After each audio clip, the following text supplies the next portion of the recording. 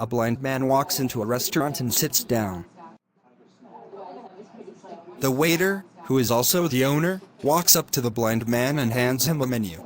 "I'm sorry, sir, but I am blind and can't read the menu. Just bring me a dirty fork from a previous customer. I'll smell it and order from there." A little confused, the owner walks over to the dirty dish pile and picks up a greasy fork. He returns to the blind man's table and hands it to him. The blind man puts the fork to his nose and takes in a deep breath. "Ah, yes, that's what I'll have, meatloaf and mashed potatoes." Unbelievable, the owner thinks as he walks towards the kitchen. The cook happens to be the owner's wife and tells her what had just happened. The blind man eats his meal and leaves. I go. Several days later, the blind man returns and the owner mistakenly brings him a menu again. "Sir, remember me? I'm the blind man. I'm sorry, I didn't recognize you. I'll go get you a dirty fork."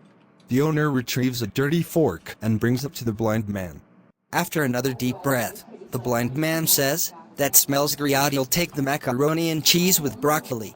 Walking away in disbelief, the owner thinks the blind man is screwing around with him and tells his wife that the next time the blind man comes and he's going to test him.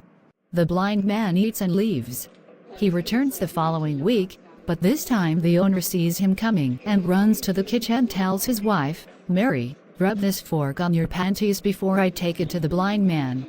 Mary complies and hands her husband the fork as the blind man walks in and sits down. The owner is ready and waiting. "Good afternoon, sir. This time I remembered you and I already have the fork ready for you." The blind man puts the fork to his nose, takes a deep whiff, and says, "Hey, I didn't know that Mary worked here.